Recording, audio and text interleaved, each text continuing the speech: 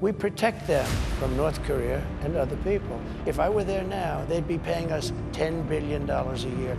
And you know what? They'd be happy to do it. It's a money machine, South Korea.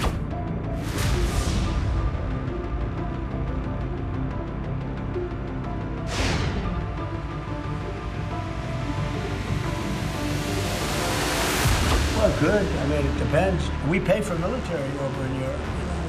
We don't get reimbursed by much. South Korea too. So that would be one of the things we discussed. That's unrelated to trade, but I think we'll make it part of it.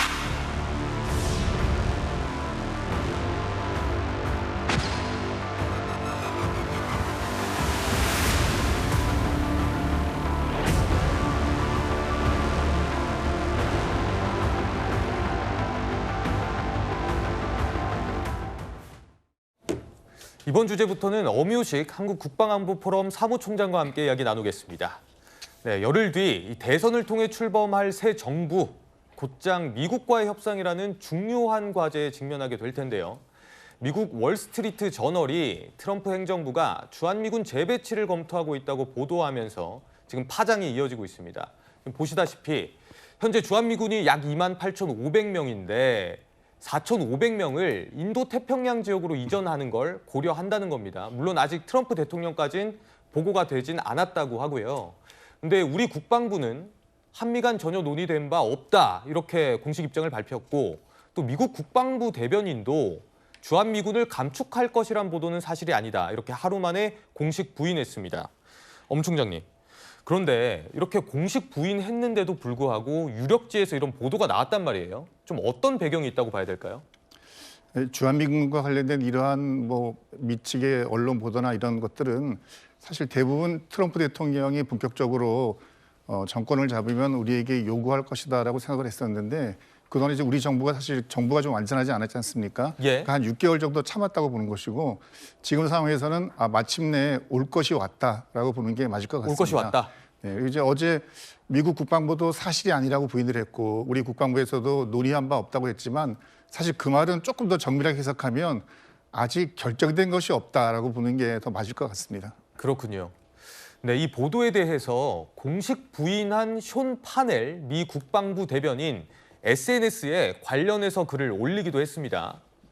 미국은 대한민국에 확실히 헌신하고 우리의 동맹은 철통 같다 이렇게 강조를 했어요. 그런데 지금 우리는 늘 병력 배치를 평가한다 이렇게 말을 덧붙인 부분이 지금 주목을 받고 있습니다. 엄 총장님. 그러니까 주한미군 철수 논의 자체는 좀 가능성을 열어둔 것 아니냐 이런 해석이 가능한 건가요? 네, 그러니까 주한미군만 볼 것이 아니라 좀 미군의 전체적으로 보게 되면 예. 지난 4월 30일 날 헥스에스 미 국방장관이 미 육군에다가 전반적으로 병력 배치를 한번 평가해 봐라. 무기 체계도 어떻게 할 것인지, 그다음에 부대의 구조도 어떻게 할 것인지 좀 검토해 봐라. 그러니까 변화할 것에 대해서 고민해 보라고 이야기를 했었고, 그다음에 미국 내에서는 그 남부 지역, 그러니까 멕시코 국경에 있는 쪽으로 미국의 지상군 육군 병력들이 대거 10,000명 이상이 투입이 돼 있거든요. 최근 또 보도에 따르면 유럽에 미군이 굉장히 많이 가 있는데 특히 예. 폴란드 지역에 약 2만 명이 가 있는데 그중에 10,000명 정도는 철수할 수 있다. 그러니까 단순히 주한미군만을 보는 것이 아니라 글로벌 전체 미군 입장에서 병력을 적절하게 자기들의 목적에 따라서 특히 예. 이제 인도태평양 지역의 전략에 따라서 변화를 고민하고 있는 것으로 보여집니다. 예, 우리나라로 좀 좁혀 본다면 이 감축 가능성에서 이유가 쟁점인데요. 여러 이유가 있다는 해석이 나오는데 일단 이 주한미군의 역할을 대북 억제에서 대중 견제로 좀 확장하는 거다. 이런 분석도 있고요. 혹은 한국과의 방위비 협상 전략이다. 그리고 일각에서는 북한과의 협상 카드다. 이런 해석도 나오거든요. 엄 총장님 어떻게 보십니까? 아마 트럼프 대통령이나 트럼프 대통령 주변에 있는 국방 관련 핵심 참모들이 생각하는 그러니까 주한미군 관련된 이슈는 세 가지일 겁니다. 네. 첫 번째는 방위비 분담금. 네. 우리가 내년부터 1조 6천억 정도를 부담하기로 되어 있는데 예. 트럼프 대통령은 공공연하게 14조는 받아야 된다고 얘기했지 않습니까? 그러니까 그만큼 차이 있는 것에 대한 어떤 조정을 요구할 것이고 둘째는 주한미군의 전략적 유연성.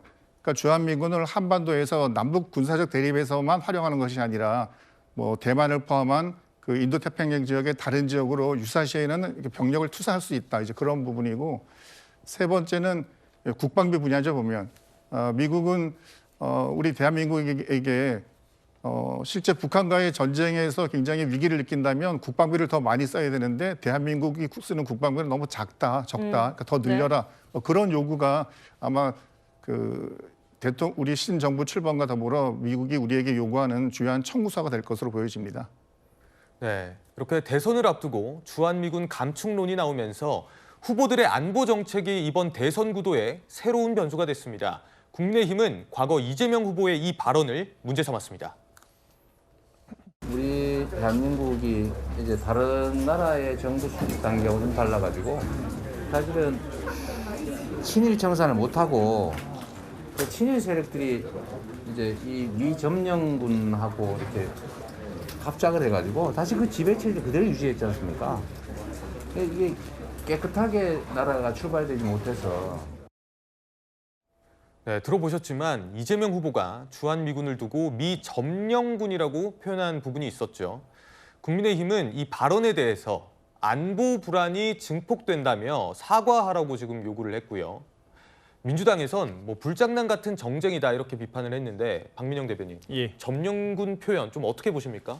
정말 대단히 위험천만한 표현이라고 할 수 있을 것 같습니다. 이게 주한미군이라는 것이 단순한 전력의 의미가 아니라요. 우리나라의 주한미군이 존재함으로써 그 자체로 억지력 역할을 하는 거거든요. 예. 미국에 대한 선전포고가 될 수 있기 때문에 우리나라에 대해서 선제 공격을 할 수가 없다라고 하는 것이 주한미군의 가장 큰 의미인 것입니다. 그런데 그런 것들을 점령군이라고 표현을 하게 되면 당연히 방위비에 대한 여러 가지 이제 압박을 받고 있는 미국 입장에서는 훨씬 부정적인 측면으로 바라볼 수밖에 없겠죠. 또한 민주당에서는 이 이재명 후보의 쉐쉐 발언들, 중국이 대만과 싸우든지 말든지 우리랑 무슨 상관이냐, 이런 과격한 발언들에 대해서 별 문제가 없다라고 얘기하지만 미국 조야의 전문가들조차도 심각한 우려를 표명을 하고 있는 거거든요. 그래서 이재명 후보의 이런 조금은 잘못된 고압적인 외교 정책들이 우리나라 어떤 국방 안보 정책에 심각한 부작용을 미칠 수가 있다. 그런 측면에서 대통령이 되건 안 되건 제1당의 대표로서 조금 더 적확한 모습을 보여줄 필요가 있다라고 말씀드리겠습니다.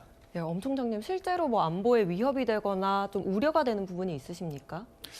네, 최근 북한이 노동신문이나 조선중앙통신으로 여러 번 공개를 했는데 네. 3월 이후 김정은이 군부대나 또는 군수시설을 11번을 직접 방문했습니다. 네. 거기에 나왔던 것이 뭐냐면 지난해까지는 핵과 ICBM 미사일 중심이었는데 지금은 재래식 무기들이 우리가 보통 북한의 재래식 무기는 좀 시대에 뒤지난 것들이라고 생각했었는데 지금 이제 눈에 보이는 것들은 첨단이 됐었고 특히 북한군이 러시아 파병을 통해서 쿠르스크에서 엄청난 실전 경험을 쌓았지 않습니까? 네. 그러니까 북한의 군사력이 2021년부터 2025년까지 5년 동안 현대화 계획을 세워서 추진을 했는데 그게 병력 측면에서도 무기체계 측면에서도 굉장히 높은 수준으로 올라왔습니다. 그러니까 이런 시점에 주한미군을 일부지만 철수한다는 이야기가 나오는 것은 당연히 국민으로서는 불안감이 생길 수밖에 없고 또 군은 군대로 대책을 수립해야 된다고 생각합니다.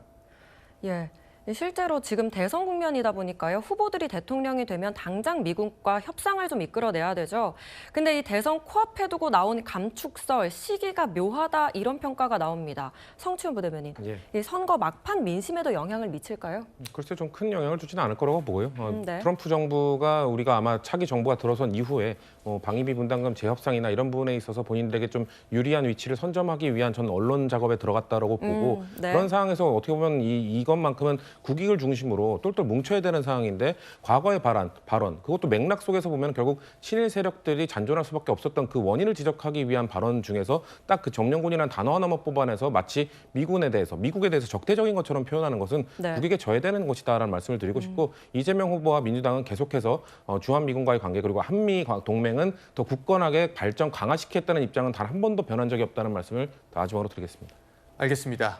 저희는 지금까지 주한미군 감축 주제 짚어봤습니다.